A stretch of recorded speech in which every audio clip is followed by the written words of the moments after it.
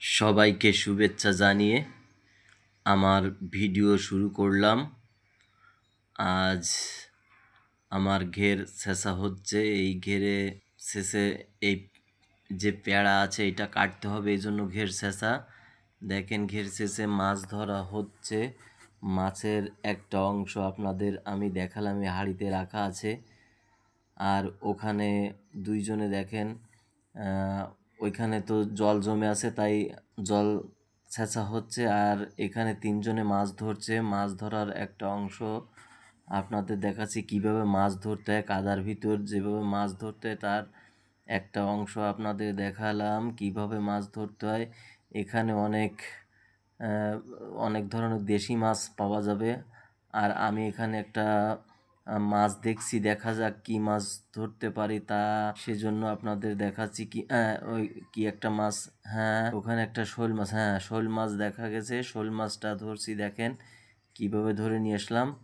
এটা অনেক বড় শোল মাছ ছিল, এটা প্রায় 1 কেজির মতো হবে। শোলটা আমি ধরে নিয়ে এসেছি। শোল কিভাবে ধরলাম দেখেন, তারপরও শোলটা ধরে আমি রাখতে পারছি না, হাত থেকে লাফিয়ে লাফিয়ে চলে যাচ্ছে। এরপর এই শোলটা আজ আমাদের খাবার জন্য এটা খাবার জন্য রেখে দেব, আপনারা সবাই আসবেন।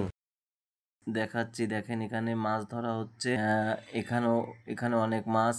আর এই পাশে আমাদের একটা বড় ভাই, সে ভিডিও করার জন্য ব্যস্ত আছে। আর এখানেও দেশি মাছ, সবই দেশি মাছ। আমাদের যে পুকুর আছে, এখানে পুকুরে সবই দেশি মাছ চাষ করা হয়। আরেকটা শোল মাছ, আমার ছোট ভাই সে শোলটা ধরতেই পারছে না।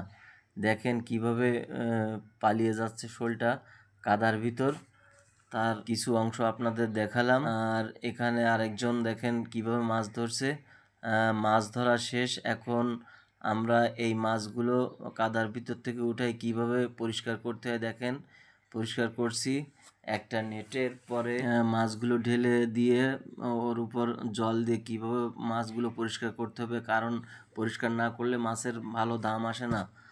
আর এখানে দেশি জিয়েল, ওই আমার ওখানে অনেক দেশি জিয়াল ছিল, তার কিছু দেশি জিয়াল আপনাদের দেখাচ্ছি।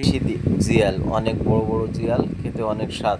এখন এই মাছ আমি বিক্রি করতে চলে আসলাম বাজারে। এই মাছগুলো নিয়ে দেখেন বাজারে বিক্রি হচ্ছে, মাছের ডাক হচ্ছে। এখানে শোল মাছ বিক্রি করেছি কেজি। আর কই মাছ আছে, সে কই মাছও বিক্রি করেছি। আমার এই ভিডিও কেমন লাগলো আপনারা অবশ্যই জানাবেন। আর যদি ভিডিও ভালো লাগে লাইক, শেয়ার এবং কমেন্ট করবেন। সবাইকে ধন্যবাদ, ভালো থাকবেন। আজ এ পর্যন্ত।